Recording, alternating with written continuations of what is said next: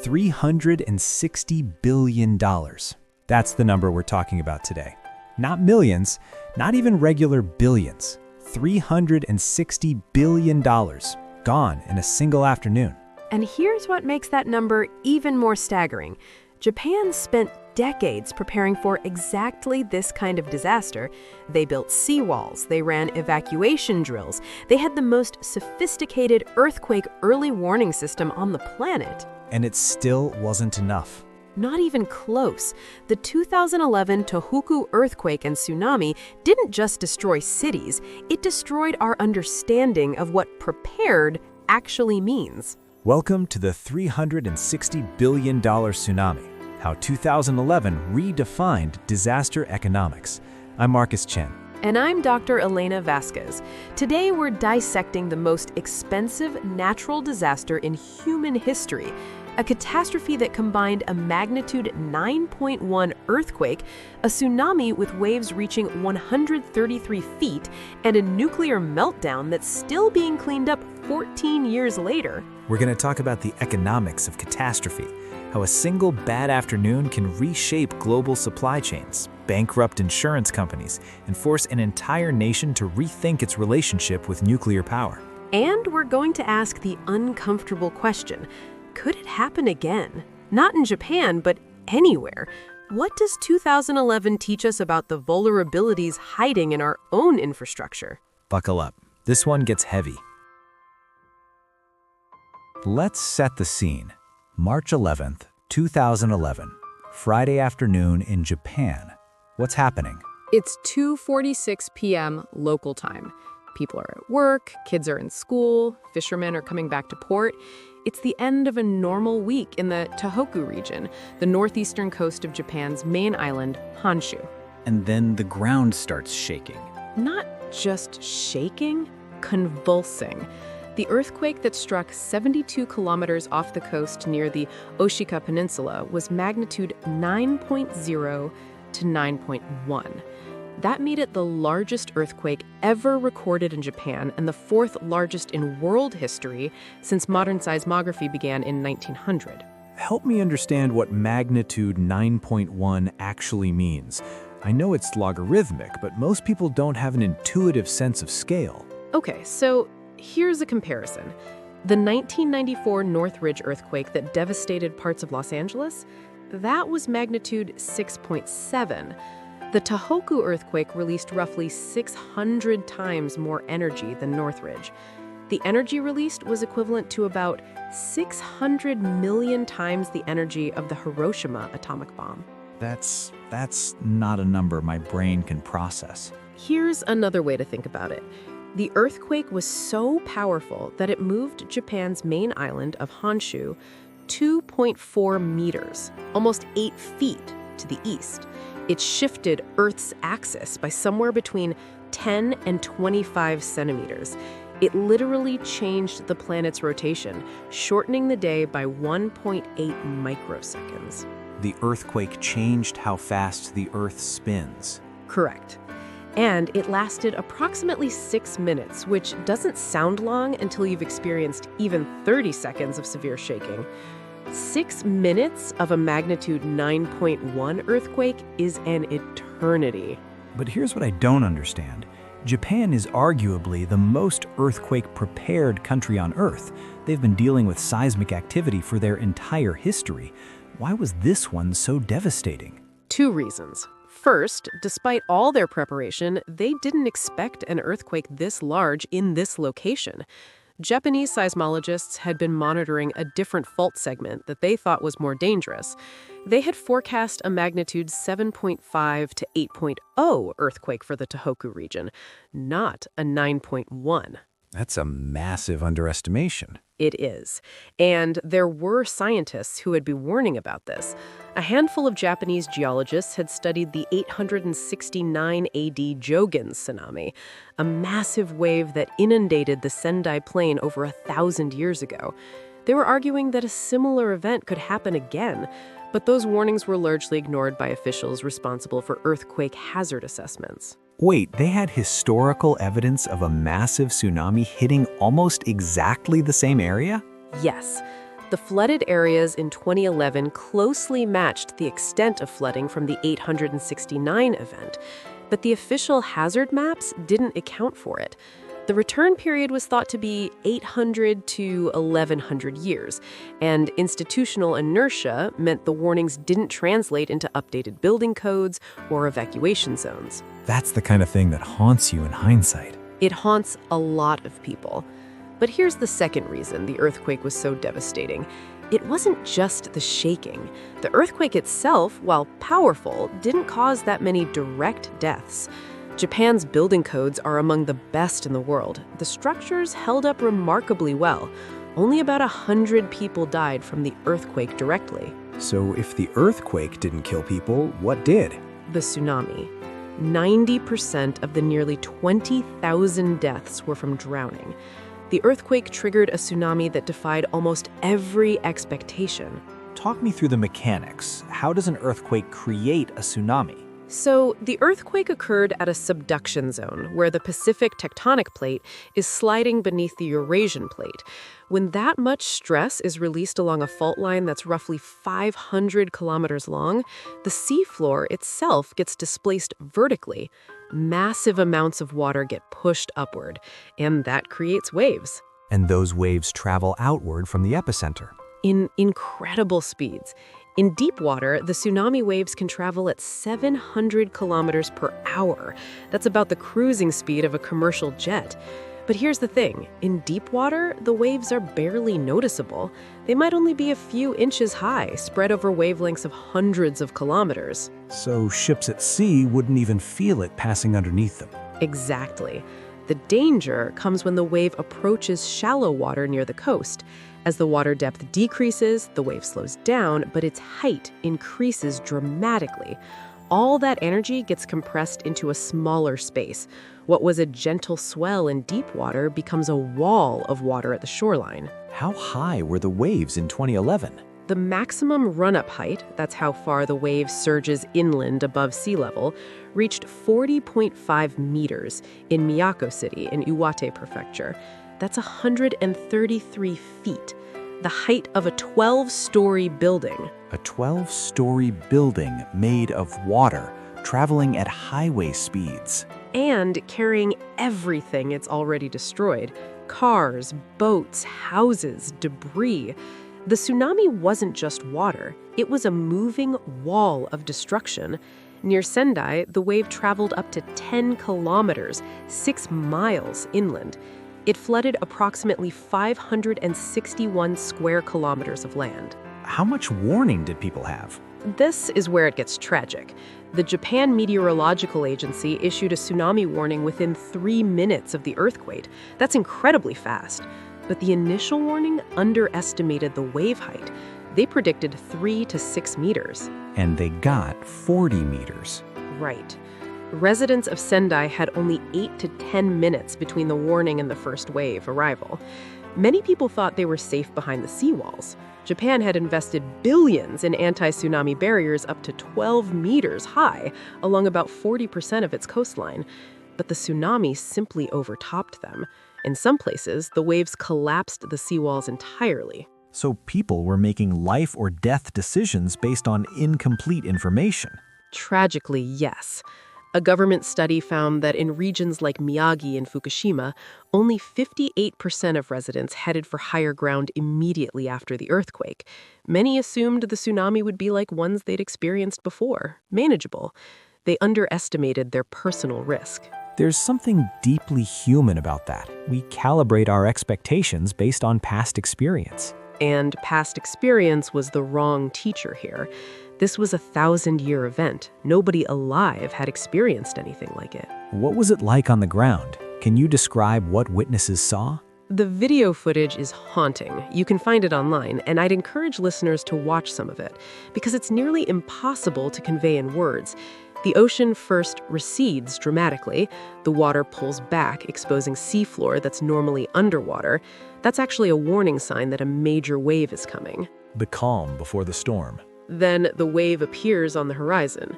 In videos, it looks almost peaceful at first, just a dark line across the water, but it's moving faster than you can run. When it reaches the shore, it doesn't crash like a normal wave. It just keeps coming. The water level rises, and then it starts flowing inland with tremendous force. Like a river suddenly appearing from nowhere. Exactly. And it carries everything with it. Houses lifted off their foundations, cars tumbling like toys, ships swept inland for miles. There's video of entire neighborhoods being erased in real time, buildings that stood for decades, gone in seconds. And people are watching this happen from hilltops and tall buildings. Those who made it to high ground watched their communities disappear. The town of Rikuzen Takata, population about 24,000, was almost completely destroyed. Before and after satellite images show city blocks reduced to scattered debris. In some coastal towns, the death toll approached 10% of the entire population. I need to pause here because we're dealing with numbers that can feel abstract. Almost 20,000 people died. Another 2,500 were never found. How do you even begin to process that? You don't, really. Each of those numbers was a person with a family, a life, plans for that weekend. School children, elderly residents of nursing homes, workers at the ports. The tsunami didn't discriminate. And the physical destruction. Over 122,000 buildings completely destroyed, another 283,000 severely damaged, and roughly 748,000 more partially damaged. Whole towns wiped off the map, roads torn apart, railways twisted. Sendai Airport flooded, with planes and vehicles scattered like debris. And this is before we get to Fukushima. This is before Fukushima. The earthquake and tsunami alone would have been Japan's worst natural disaster in modern history. But what came next turned a catastrophe into a crisis that's still ongoing 14 years later. All right, let's talk about the Fukushima Daiichi nuclear power plant. Before the disaster, what was the situation there? Fukushima Daiichi was a 6-reactor nuclear power station located on the coast of Fukushima Prefecture, about 220 kilometers north of Tokyo. It was operated by Tokyo Electric Power Company, TEPCO, and had been generating electricity since 1971. At the time of the earthquake, 3 of the 6 reactors were operating. The other 3 were shut down for maintenance. And then the earthquake hit. When the earthquake struck, the operating reactors did exactly what they were supposed to do. They automatically shut down.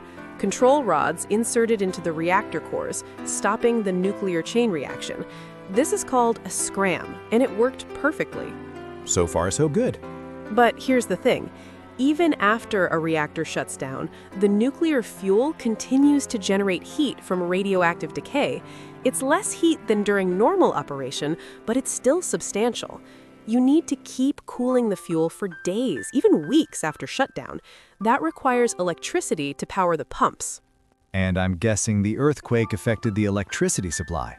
The earthquake knocked out all external power to the plant, but that was planned for. Fukushima had backup diesel generators to power the cooling systems in exactly this scenario. The generators started up and were working fine. So what went wrong? The tsunami. About 50 minutes after the earthquake, a wave estimated at 14 to 15 meters high hit the plant. The seawall protecting Fukushima Daiichi was only designed for waves up to 5.7 meters. The tsunami overtopped it easily, flooded the plant, and, critically, destroyed the basement diesel generators and their fuel tanks. So they lost backup power too. They lost everything. No external power, no diesel generators, no way to cool the reactors. Battery backups lasted about 8 hours, but once those ran out, the plant was essentially helpless. The cooling systems failed completely. And without cooling? The nuclear fuel began to overheat. The water in the reactor vessels boiled away, exposing the fuel rods. Once the temperature exceeded about 1,200 degrees Celsius, the zirconium alloy cladding around the fuel began to react with steam, producing hydrogen gas. That hydrogen accumulated in the reactor buildings, Leading to explosions. 3 hydrogen explosions over the next few days at reactors 1, 3, and 4. The blasts destroyed the upper structures of the buildings and released radioactive material into the atmosphere. Meanwhile, in reactors 1, 2, and 3, the nuclear fuel partially melted. This is what's called a meltdown. The uranium fuel becomes so hot, it loses its structural integrity and slumps to the bottom of the reactor vessel. This was rated at the maximum severity on the nuclear incident scale, right? Level 7 on the International Nuclear Event Scale, the same as Chernobyl in 1986, the only 2 accidents ever to reach that level. Now, it's important to note that Fukushima was very different from Chernobyl in many ways. There was no graphite fire, no steam explosion blasting radioactive material miles into the atmosphere. The health impacts, while serious, have been far less severe. But the economic impact? The economic impact has been staggering, and it's still growing.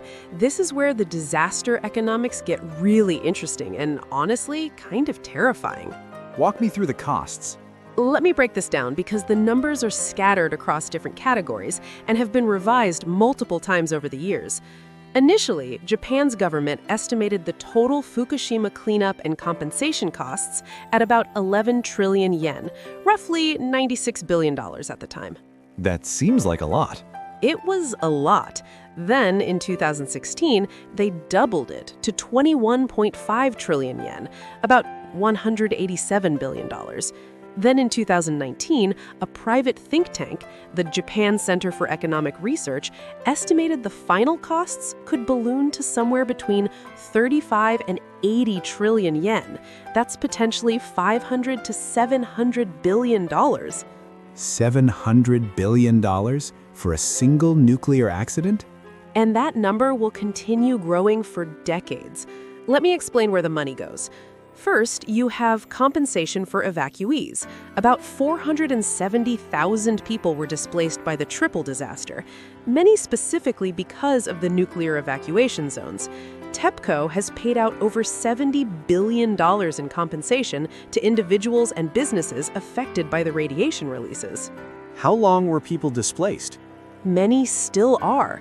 Even now, 14 years later, there are still roughly 30,000 evacuees who haven't returned home. At its peak, the exclusion zone covered about 800 square kilometers of land that was too radioactive for human habitation. That's towns, farms, businesses, just abandoned. So you're talking about the economic value of lost land? Yes, and it's hard to calculate.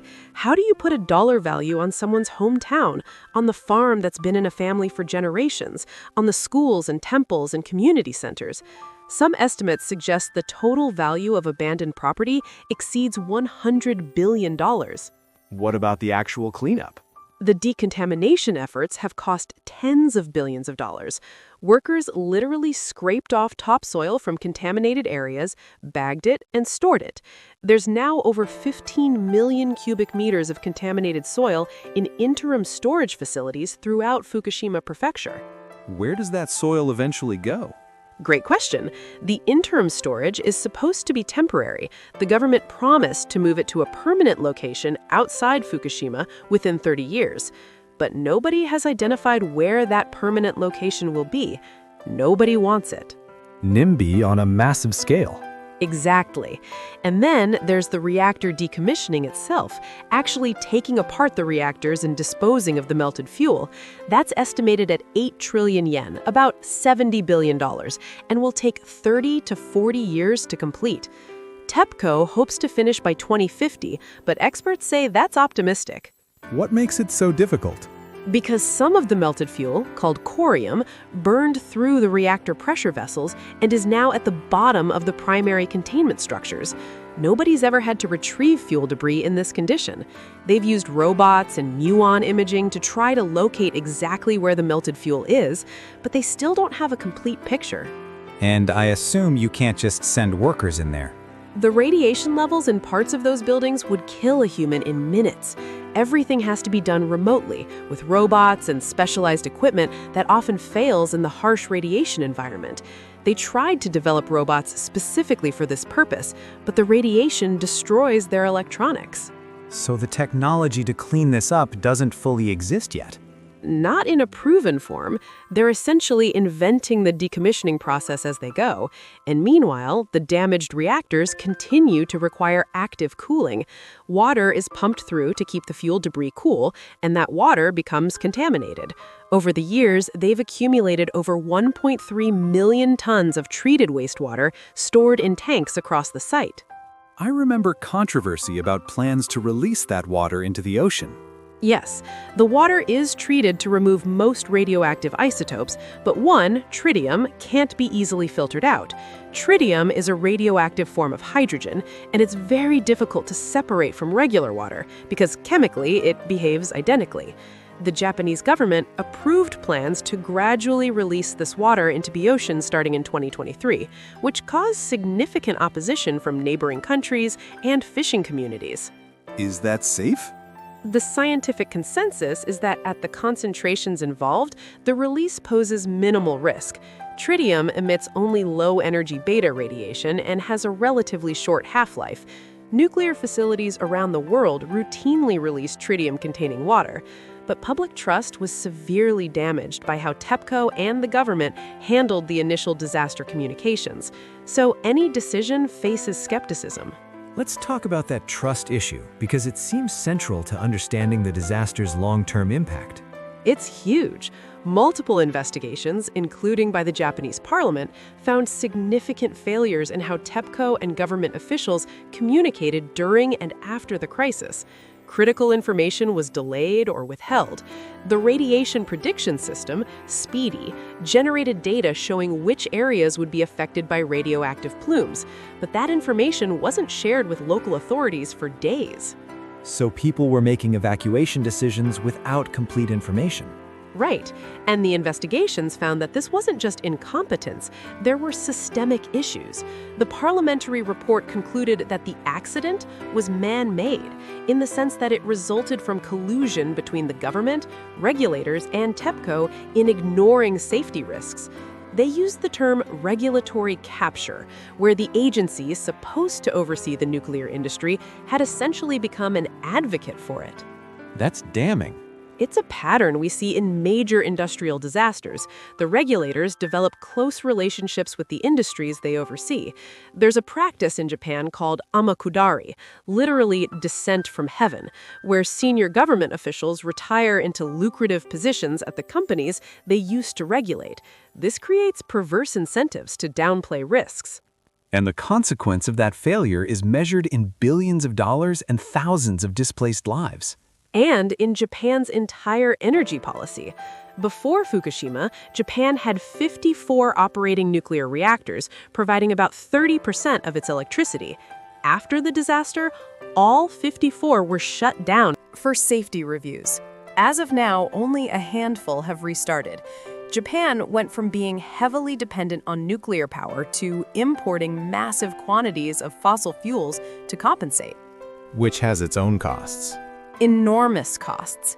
Japan ran record trade deficits after 2011, $78 billion in 2012 alone, largely because of increased fuel imports. The country that had positioned itself as a leader in clean energy suddenly had one of the fastest growing carbon footprints in the developed world. So the Fukushima accident didn't just cost hundreds of billions in direct damages, it fundamentally restructured Japan's energy economy. And that rippled through every economic sector. Higher electricity costs affected manufacturing competitiveness. Uncertainty about power supply led some companies to relocate operations overseas. The economic shockwaves are still being felt. Let's put a pin in the nuclear discussion and zoom out. You mentioned this was a triple disaster: earthquake, tsunami, and nuclear accident. How do we add up all the costs?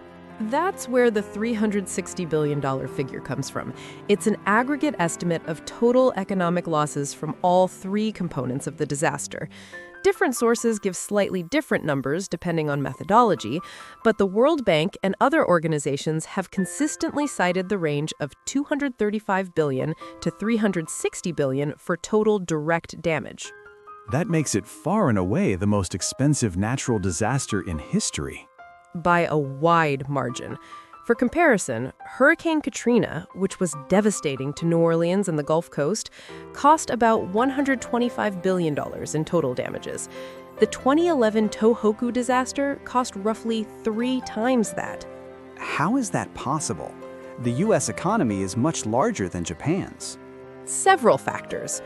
First, the geographic scope. The tsunami affected 600 kilometers of coastline and extended up to 10 kilometers inland in places. Second, the industrial concentration. The Tohoku region was a manufacturing hub, with factories producing critical components for global supply chains. Third, the nuclear component added an entirely separate layer of costs. And fourth, Japan's infrastructure is extremely dense and expensive. There's simply more valuable stuff to destroy per square kilometer. Let's dig into that supply chain impact, because I think that's where this story becomes relevant beyond Japan. All right, Elena, we've talked about the human tragedy and the nuclear crisis. Now I want to understand how an earthquake in Japan affected a car dealership in Maryland. That's actually a perfect example. So there was a Toyota dealership in Silver Spring, Maryland, 7,000 miles from the earthquake epicenter, and within weeks of the disaster, they were contemplating running out of cars to sell. They went from receiving 300 vehicles a month to potentially receiving 0. Because of part shortages from Japan? Exactly. And this is where we need to talk about modern global supply chains, because the 2011 disaster exposed vulnerabilities that most people, even most business executives, didn't fully appreciate. Set the scene for me. What was global manufacturing like in early 2011? The dominant philosophy was just-in-time manufacturing, a system pioneered, ironically, by Toyota in Japan. The idea is to minimize inventory costs by having parts delivered exactly when they're needed for assembly. You don't stockpile millions of dollars worth of components, you maintain a few days' worth and rely on precise scheduling and reliable suppliers. Which is incredibly efficient. Phenomenally efficient. It revolutionized manufacturing economics. But it also means there's no buffer. If something disrupts the supply of even one critical component, production grinds to a halt, and a modern car requires 30,000 to 40,000 different parts. So one missing part can stop an entire assembly line. That's exactly what happened. The single biggest choke point was a company called Renesas Electronics. They're the world's largest supplier of automotive microcontrollers, the tiny computers that control everything from engine management to airbag deployment. Renesas supplied 30 to 60% of all automotive microcontrollers globally. And their factories were in the disaster zone? Several of them, yes. Their Naka plant in Ibaraki Prefecture, which alone produced about 20% of global automotive microcontroller supply, was severely damaged by the earthquake. Production stopped completely. How long did it take to restart? About 3 months before they reached partial production, and 6 months before they were back to normal. And during that time, the entire global automotive industry was affected. Walk me through the cascade. So Toyota's Japanese production dropped by 63% in March and 74% in April. Honda was down 63% and then 81%. Nissan, Mazda, Suzuki, Mitsubishi, all severely affected. But here's where it gets interesting. This wasn't just Japanese cars in Japan. The effects spread globally. Toyota's plants in China, Europe, and North America all had to stop or reduce production. Honda cut production at its UK factory by 50% for 7 weeks. Ford closed assembly plants in Taiwan, the Philippines, China, and South Africa. General Motors temporarily suspended production at multiple North American facilities. The consensus estimate is that the disaster shaved about 0.5 percentage points off U.S. GDP growth in the second quarter of 2011. An earthquake in Japan reduced American economic growth? That's the reality of interconnected supply chains. IHS Automotive estimated that over 4 million vehicles of global production were lost because of the disaster. And this wasn't just cars? Not at all. The Tohoku region was a manufacturing hub for electronics components, specialty chemicals, semiconductor materials, all sorts of critical inputs for global supply chains.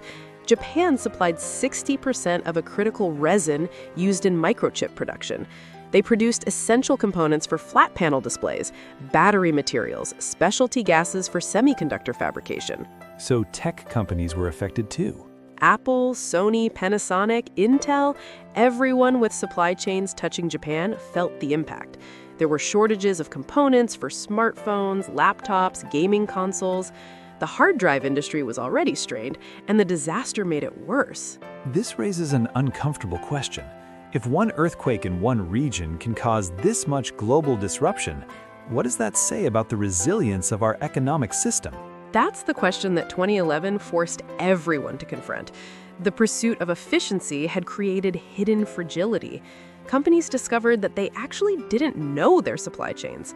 Toyota, which invented just-in-time manufacturing, found that multiple Tier 1 suppliers were sourcing from Tier 2 and Tier 3 suppliers without anyone realizing it. So even if you thought you had diversified suppliers, they all led back to the same source. Exactly. One executive at Toyota described it as discovering that diversification of our direct sources alone would not solve anything, because the bottlenecks were deeper in the supply chain. What changes did companies make after 2011? Toyota implemented what they call a business continuity plan that requires suppliers to maintain 2 to 6 months of extra inventory for critical components.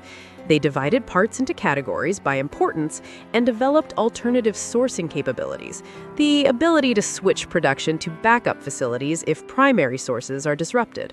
That sounds expensive. It is expensive. It runs counter to the just-in-time philosophy, but Toyota decided the cost of occasionally running out of a critical part was higher than the cost of holding extra inventory. When the global semiconductor shortage hit in 2020-2021, Toyota was one of the least affected automakers, specifically because of lessons they learned from 2011. So the disaster actually improved resilience in some ways. For the companies that learned the lessons, yes, but many didn't. Research shows that while there was some initial shift away from Japanese suppliers for the most concentrated products, the overall pattern of supply chain concentration didn't fundamentally change. Companies talk about resilience, but when push comes to shove, the pressure to minimize costs usually wins. Which means we're still vulnerable to the same kinds of disruptions. Absolutely, and we saw that play out with COVID-19. Different cause, similar effects. Supply chain disruptions, semiconductor shortages, the discovery that critical products were concentrated in a handful of facilities. The lesson of 2011 is that efficiency and resilience are often in tension, and our economic system has consistently chosen efficiency. Let me push back a little. Isn't some concentration of production inevitable? You can't have every critical component manufactured in every country. No, and that's a fair point. Specialization creates economic benefits. It's why we have trade in the first place. The question is whether we've gone too far in optimizing for cost at the expense of redundancy. And different industries have different tolerances for risk. If there's a shortage of certain car parts, that's inconvenient. If there's a shortage of medical equipment or food, that's catastrophic. Like we saw with PPE shortages early in the pandemic. Exactly. The 2011 disaster was a preview of vulnerabilities that COVID made impossible to ignore. The difference is that the earthquake was a point event, terrible, but geographically and temporally limited. A pandemic or climate change represents sustained global disruption. If our systems couldn't handle 2011, how will they handle what's coming? That's a sobering thought. Before we move on, I want to ask about the insurance dimension. With $360 billion in damages, how much was covered by insurance? About $40 billion in insured losses, the largest insured loss from any natural disaster at the time. But that means roughly $320 billion was uninsured. Less than 12% of the total damage was covered by insurance? Right, and this is typical for natural disasters outside the United States and Western Europe. Insurance penetration in Japan was higher than most countries, but still the majority of losses fell on individuals, businesses, and ultimately the government. What happened to the insurance industry? The Japan disaster contributed to 2011 being the costliest year ever for natural catastrophes. $380 billion in total economic losses and $105 billion in insured losses globally. That includes the Christchurch earthquake in New Zealand, flooding in Thailand, tornadoes in the United States. Reinsurance companies, the companies that insure insurance companies, took massive hits. Did any go bankrupt? The major reinsurers survived, but they raised premiums significantly afterward. Some withdrew from certain markets or reduced coverage limits. The 2011 disaster forced the entire insurance industry to reconsider their models for catastrophic risk. Because their models didn't predict something like this? Their models underestimated both the probability and the potential severity. This is a recurring theme in disaster economics. We consistently underestimate tail risks, the rare catastrophic events that fall outside normal expectations. The insurance industry calls these black swan events, and 2011 was a black swan that turned out to be predictable in hindsight. Let's talk about recovery. It's now 14 years since the disaster. How much has Japan rebuilt? The physical reconstruction is largely complete for infrastructure outside the Fukushima exclusion zones. Roads, bridges, railways, ports. Most of that was operational within months to a few years. The bullet train to Sendai was running within 49 days. 49 days after a magnitude 9.1 earthquake? Japanese engineering and organization are remarkable, but physical infrastructure is the easy part. The harder challenges are social, economic, and demographic, and those are still ongoing. Let's start with the financial commitment. How much has Japan spent on reconstruction? The government established a 10-year reconstruction framework with two phases. The first 5 years, 2011 to 2015, were designated the intensive reconstruction period, with 25 trillion yen allocated, roughly $250 billion. The second 5 years, 2016 to 2020, got another 6.5 trillion yen. Total spending has exceeded 32 trillion yen, about $300 billion, making it one of the largest government-directed reconstruction efforts in history.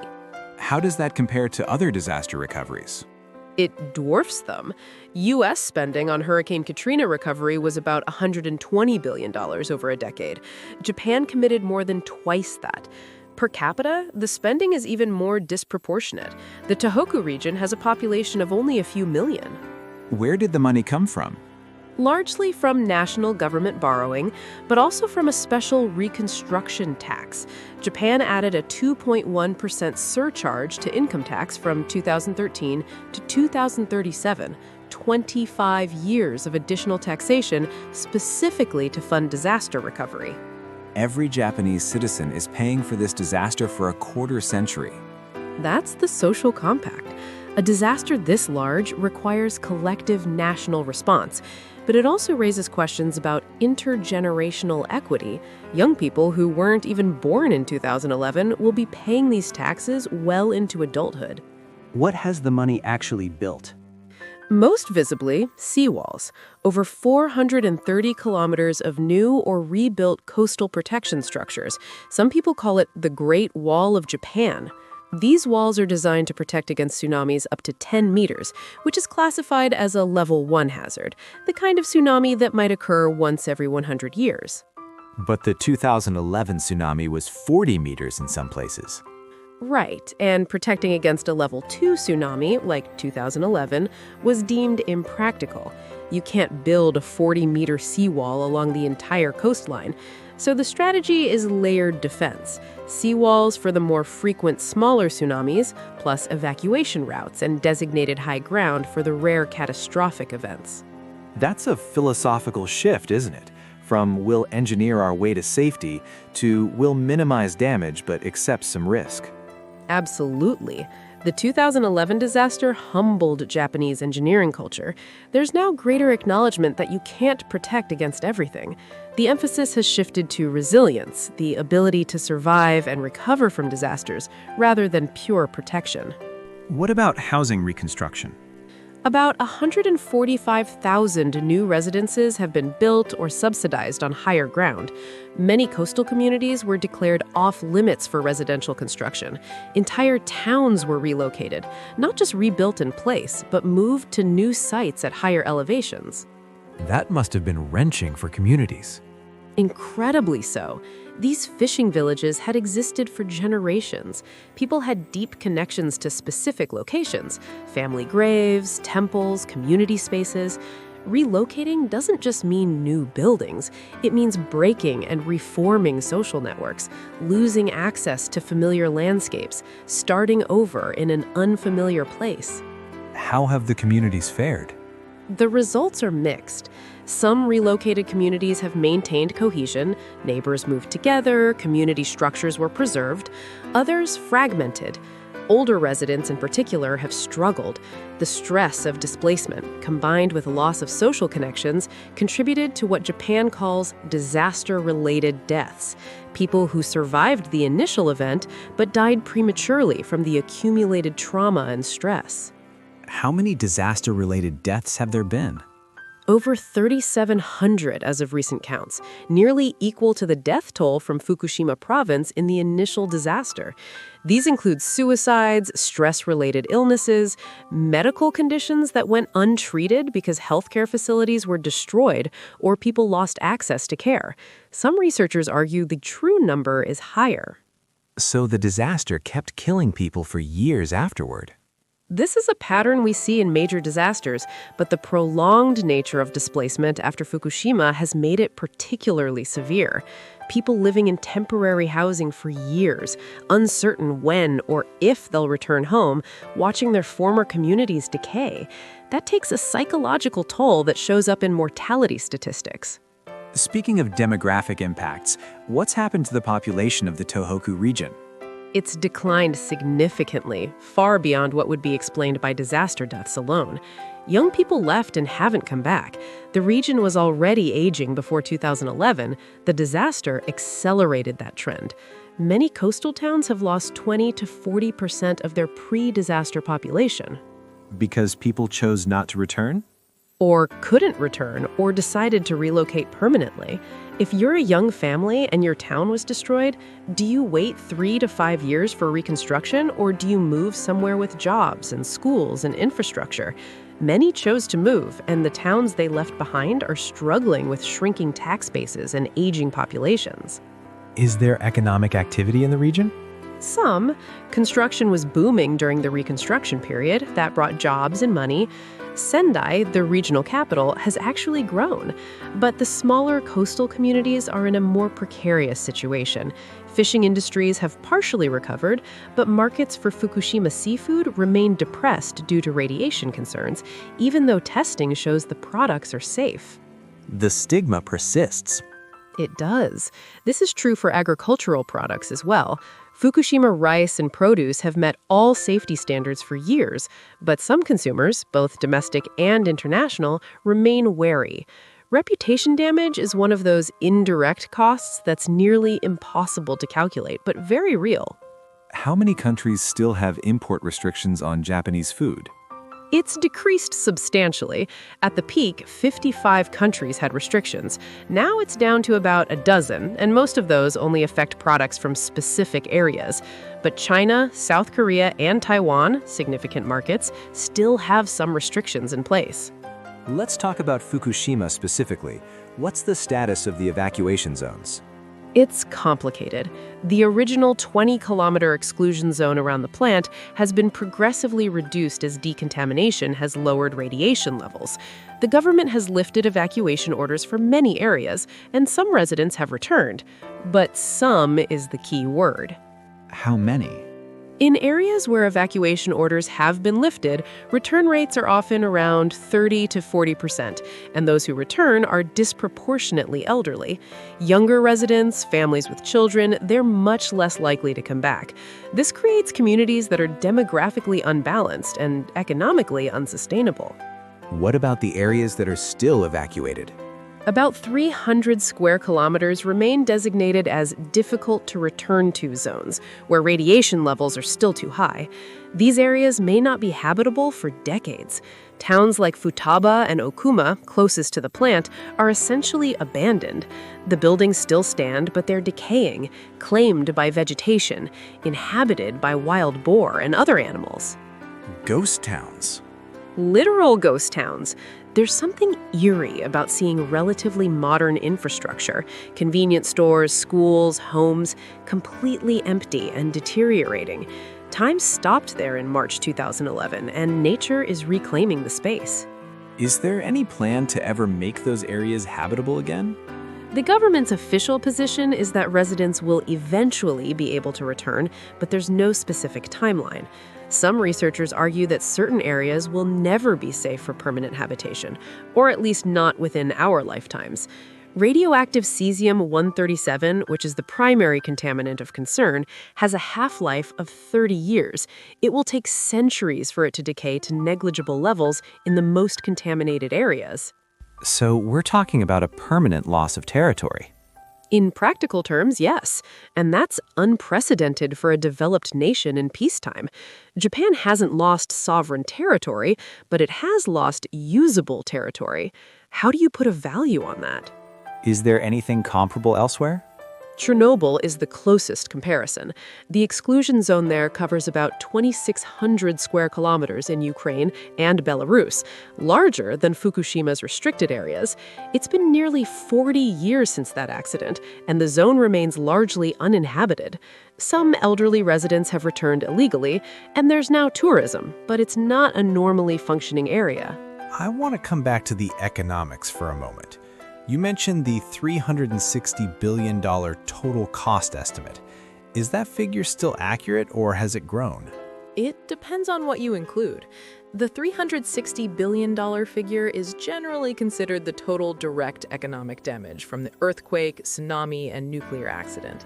But if you add the ongoing costs of Fukushima cleanup, which could reach $500 to $800 billion over the coming decades, plus the costs of lost economic activity in the region, lost export revenue from reputation damage, the increased energy costs from shuttering nuclear plants, the true total could be substantially higher. We could be talking about $500 billion to $1 trillion. Potentially. And this is why 2011 fundamentally reshaped how we think about disaster economics. Previous disasters were expensive, but finite. The costs were incurred, and then, after some years, the bills were paid. Fukushima introduced the concept of essentially perpetual costs, cleanup that extends for generations, communities that may never fully recover, a wound that continues bleeding money indefinitely.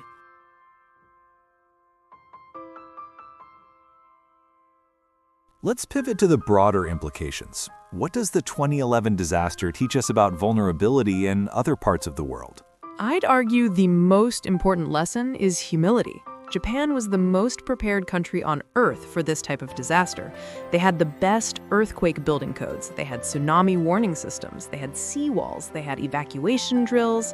They had the technological and economic resources to do everything right. And it still wasn't enough.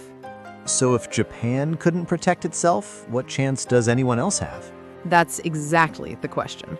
And the uncomfortable answer is that many countries are far more vulnerable than Japan was. Look at the Pacific Ring of Fire, the zone of seismic activity that circles the Pacific Ocean. Japan is on it, but so are Indonesia, the Philippines, Chile, Peru, Mexico, the west coast of the United States and Canada. Let's talk specifically about the United States. What's the comparable risk? The most direct comparison is the Cascadia subduction zone, a fault line running from Northern California through Oregon and Washington to British Columbia.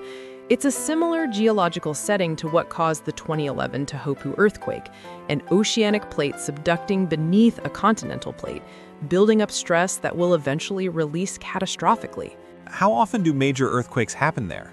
Geological evidence suggests the Cascadia subduction zone produces magnitude 9+ earthquakes roughly every 200 to 500 years. The last one was in January 1700, over 300 years ago. We know this because Japanese records describe a tsunami from nowhere, a wave that hit their coast without any felt earthquake, caused by a distant rupture off the American coast. So statistically, the Pacific Northwest is overdue for a major earthquake. Overdue isn't quite the right term. Earthquakes don't follow schedules, but we're within the historical range for recurrence, and with each passing year, stress continues building on the fault. When it releases, it will produce a magnitude 9 or greater earthquake and a tsunami that could devastate coastal communities from California to Canada. How prepared is the Pacific Northwest? More prepared than it was 20 years ago, but far less prepared than Japan was in 2011. Oregon has made significant investments in seismic upgrades and tsunami evacuation routes. Washington has improved building codes, but the scale of the threat exceeds current preparations. What would a Cascadia event look like? FEMA has run planning exercises based on a magnitude 9.0 Cascadia earthquake. Their estimates suggest over 10,000 deaths and economic losses exceeding $200 billion, and that's probably conservative based on what we learned from Japan. Critical infrastructure like bridges, highways, and hospitals would be severely damaged. Seattle, Portland, and Vancouver would all experience major destruction. The Port of Seattle, one of the busiest on the West Coast, could be out of commission for months. And tsunami impacts? Coastal Oregon and Washington communities would have roughly 15 to 30 minutes of warning. Many of these areas have low elevation and limited evacuation routes. Some communities have built evacuation towers, elevated structures where people can shelter, but coverage is incomplete. After Japan, there was renewed attention to this threat, but implementation of protective measures has been slow and uneven. What's preventing faster action? Cost and probability. Preparing for a disaster that might not happen in your lifetime or your children's lifetime is a hard sell politically. The investments compete with immediate needs, and humans are generally bad at preparing for low-probability, high-consequence events. We discount the future and underestimate risks that haven't materialized recently. Until they do. Until they do. And then we say, why didn't anyone prepare for this, even though experts were warning about it all along? That's exactly what happened in Japan with the scientists studying the 869 tsunami. Their warnings were ignored because acting on them would have been expensive and the threat seemed abstract. Are there other significant risks beyond Cascadia? Many. The new Madrid seismic zone in the central United States produced 3 magnitude 7.5 to 8 earthquakes in 1811 to 1812. They were felt as far away as Washington, D.C., and caused the Mississippi River to temporarily flow backward. That region is much more densely populated now, and most buildings aren't designed for seismic forces. That's in the middle of the country. Missouri, Arkansas, Tennessee. Right, and people don't think of the Midwest as earthquake country. But the hazard is real, and the infrastructure is vulnerable. A major New Madrid event could cause $300 billion or more in damages and affect tens of millions of people. What about nuclear risks? The United States has 23 nuclear reactors of the same basic design as Fukushima Daiichi, the General Electric boiling water reactor with Mark I containment. After 2011, the Nuclear Regulatory Commission mandated various safety improvements, including better protection against flooding and extended loss of power. But some critics argue the changes don't go far enough. Are American nuclear plants vulnerable to similar accidents? The circumstances that caused Fukushima, earthquake followed immediately by tsunami, are less likely at most U.S. plants, but other extreme events could pose risks. Hurricanes, flooding from extreme precipitation, compound events where multiple hazards combine in ways that exceed infrastructure design limits. The Fukushima lesson is that backup systems can fail, and that we shouldn't be complacent about that could never happen here. Let's talk about climate change, because it seems like this discussion inevitably leads there. It has to. Climate change is intensifying many of the hazards we've been discussing. Rising sea levels make coastal communities more vulnerable to storm surge and flooding. Warmer oceans provide more energy to hurricanes and typhoons. Precipitation extremes are increasing, both floods and droughts. We're seeing compound events where multiple hazards combine in ways that exceed infrastructure design limits. Is climate change making earthquakes and tsunamis worse? Not directly. Tectonic processes operate on timescales that aren't affected by climate. But climate change affects the context in which these events occur. A community dealing with chronic flooding, heat stress, and ecosystem degradation is less resilient when a major earthquake strikes. The cumulative burden matters. And economically? The insurance industry is deeply worried. They're seeing losses increase year over year, even without accounting for major disasters. When you add in the increasing frequency and intensity of weather-related events, plus the ever-present risk of earthquakes and tsunamis, the math starts looking unsustainable. What happens if insurance becomes unavailable or unaffordable? We're already seeing that in some markets. Insurers are withdrawing from fire-prone areas of California, flood-prone areas of Florida. If you can't get private insurance, you either go without or rely on government programs. But government programs have limits too. At some point, you're asking taxpayers to subsidize the choice to live in high-risk areas. That's a societal choice about who bears risk. Exactly, and it's a choice we haven't really made explicitly. We've muddled through with a patchwork of private insurance, government programs, disaster relief, and individual loss-bearing. But as risks increase and costs mount, that patchwork is fraying. The 2011 Japan disaster cost $360 billion. What happens when multiple disasters of that scale hit in a single decade? Can the global economy absorb that kind of damage? Not without significant disruption.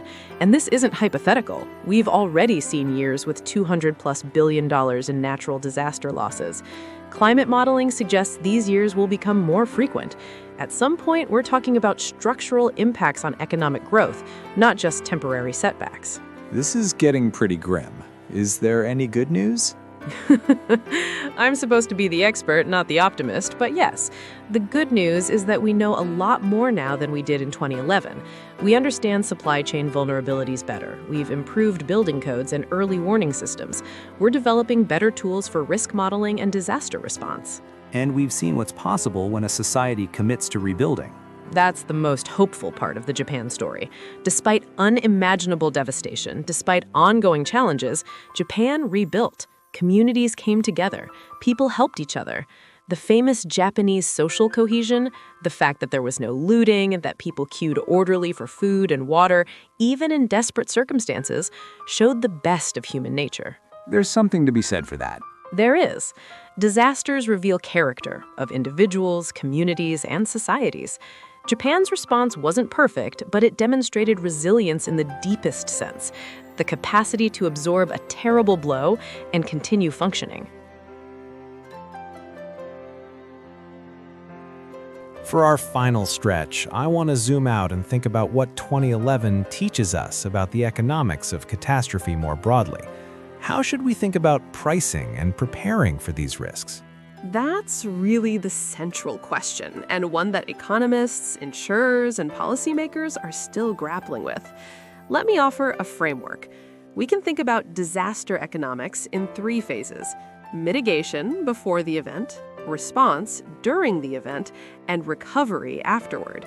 Money spent in each phase has different returns. Walk me through each phase. Mitigation is about reducing risk before a disaster happens. This includes building codes, seawalls, land use planning, insurance requirements, all the things that make communities less vulnerable. The research is clear. Money spent on mitigation has enormous returns. FEMA estimates that every dollar spent on federal mitigation grants saves $6 in future disaster costs. 6-to-1 return is pretty compelling. It should be, but mitigation spending is chronically underfunded. It's politically difficult because you're spending money now to prevent something that might not happen. And if it doesn't happen, nobody thanks you. Meanwhile, the money could have gone to visible, immediate projects. And the benefits are diffuse, spread across many people who might avoid losses. Exactly. The costs are concentrated and visible. The benefits are dispersed and hypothetical. That's a recipe for underinvestment, and it's exactly what we see. Japan was an exception. They invested heavily in mitigation, and even they were overwhelmed by 2011. What about response? Response is about what happens immediately after the event: search and rescue, emergency shelters, medical care, restoring critical services. This is where you see dramatic images of first responders and international aid. Money spent here is highly visible and politically popular. But also reactive. You're already dealing with the consequences. Right. You're not reducing harm, you're managing harm that's already occurred. Response spending is inherently less efficient than prevention. You can't search and rescue your way out of a death toll that could have been prevented with better building codes. And recovery. Recovery is the long tail: rebuilding infrastructure, restoring livelihoods, addressing trauma, helping communities return to functioning. This is where most of the money goes after major disasters, and it's often the least efficient phase. Why least efficient? Several reasons. There's tremendous pressure to spend quickly, which leads to waste and fraud. Decisions made under crisis conditions aren't always optimal, and recovery spending often recreates the same vulnerabilities that led to disaster in the first place, rebuilding in flood zones, reconstructing to the same standards that failed. Japan tried to address that with the Build Back Better philosophy. They did, and it's a good principle. The idea is that recovery should leave communities more resilient than before, not just restored to the status quo ante. Japan implemented this through elevated reconstruction, relocated communities, and improved seawalls. But Build Back Better is expensive and slow, and there's always tension between doing it right and doing it fast. Let's talk numbers. You mentioned the 6-to-1 return on mitigation spending. What does the research say about overall disaster economics? Global natural disaster losses have been trending upward, roughly doubling every 2 decades, when adjusted for inflation. We're now routinely seeing years with $200, $300 billion in losses. If current trends continue, we could be looking at annual losses of $500 billion or more by mid-century. $500 billion a year, every year? Some of that increase is due to more people and more valuable infrastructure being in harm's way. We keep building in risky places. Some of it is better accounting and reporting, and some of it is genuinely increased hazard intensity, especially for weather-related events. What about the $360 billion Japan figure fit into this picture?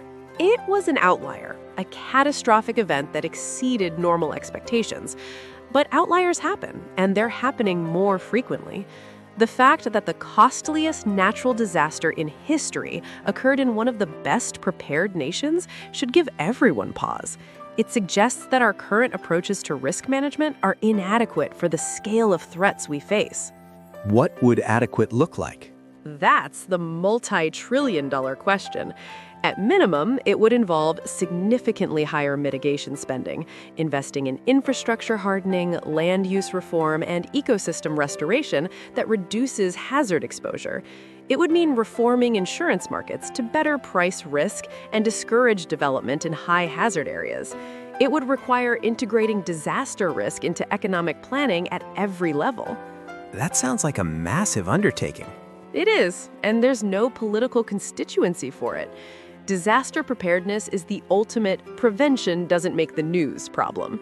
We get worked up after events like 2011, but attention fades and other priorities take over. Until the next disaster. Until the next disaster. And then we ask why we weren't better prepared, and the cycle repeats. Let me ask you a pointed question. Is the $360 billion we've been talking about a lot of money? That's an interesting framing. In absolute terms, of course, it's an enormous sum, more than the GDP of many countries. But relative to Japan's economy, which was the 3rd largest in the world at the time, it represented about 6 to 7% of annual GDP. Devastating, but not existential. Japan absorbed it. Japan absorbed it. They borrowed heavily, raised taxes, cut other spending, and over time, they'll pay down the costs. It hurt economic growth, but the country continues to function. The question is what happens when a similar scale disaster hits a less wealthy nation. Haiti in 2010. Perfect example. The Haiti earthquake was magnitude 7.0, much smaller than Tohoku, but it killed over 200,000 people and caused $8 billion in damages. That $8 billion represented more than 120% of Haiti's GDP.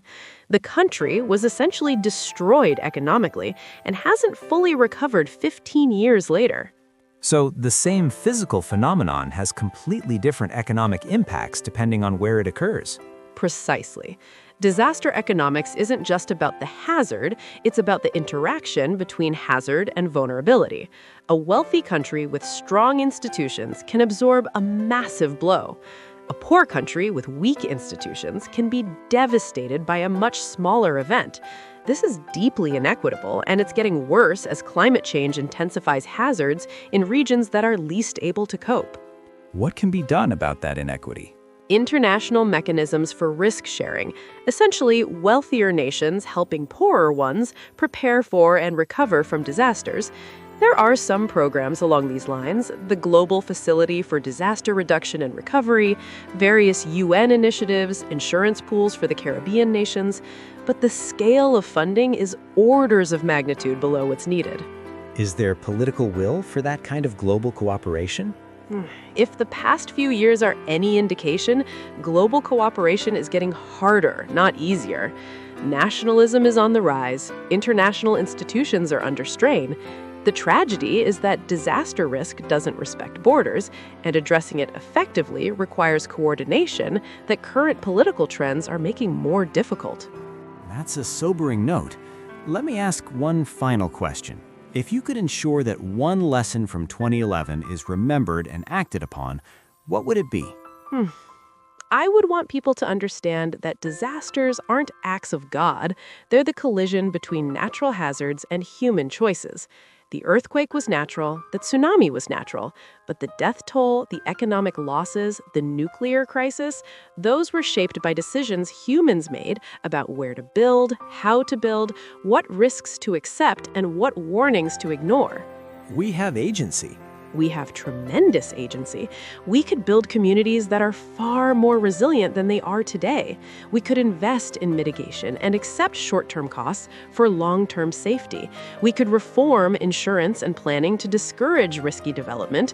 We could prepare supply chains for disruption. The tools exist. The knowledge exists. What's lacking is political will and social prioritization. And 2011 shows us what happens when we don't prioritize. 2011 shows us that even the best prepared nation can be overwhelmed when a truly extreme event occurs. It shows us that cascading failures can turn one disaster into multiple simultaneous crises. And it shows us that the costs in lives, in money, and social fabric are staggering and long-lasting. But it also shows us that societies can recover. They can. Japan rebuilt. Not perfectly, not completely, not without ongoing challenges, but the country endured and continues forward.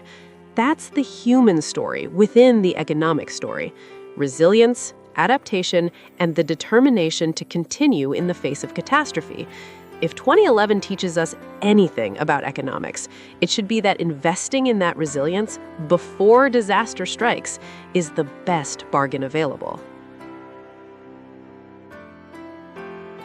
Wow, we've covered a lot of ground today. From the mechanics of earthquakes to the economics of catastrophe, from tsunami physics to supply chain vulnerabilities, from nuclear meltdowns to global risk management. And we've only scratched the surface. The 2011 disaster has generated thousands of academic papers, policy reports, and books. It's a case study that researchers will be mining for decades. For listeners who want to go deeper, what would you recommend? The Japanese government's Reconstruction Agency publishes regular updates in English. The TEPCO reports on Fukushima decommissioning are technical but fascinating. For the human dimension, there's excellent journalism from the Asahi Shimbun and Japan Times. And for the supply chain angle, the Federal Reserve and World Bank have both published detailed analyses. And if there's one message listeners should take away, that the $360 billion price tag isn't just a number from the past, it's a warning about the future. Every coastal city, Every aging nuclear plant, every critical manufacturing hub, every optimized supply chain represents potential vulnerability. The question isn't whether another disaster of this scale will happen. The question is whether we'll be ready when it does. That's Dr. Elena Vasquez, and I'm Marcus Chen. Thank you for spending this time with us, exploring the most expensive natural disaster in human history. And thank you to our listeners. Stay curious, stay prepared, and don't wait for a disaster to start thinking about resilience. Until next time.